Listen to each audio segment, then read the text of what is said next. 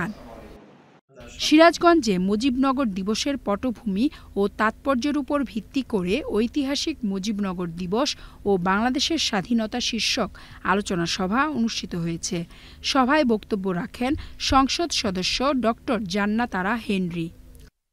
যথাযোগ্য মর্যাদায় চাঁপাইনবাবগঞ্জে ঐতিহাসিক মুজিবনগর দিবস পালিত হয়েছে।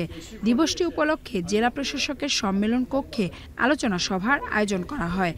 অন্যদিকে শিবগঞ্জ উপজেলা পরিষদ চত্বর থেকে একটি বর্ণাঢ্য র্যালি বের করা হয়।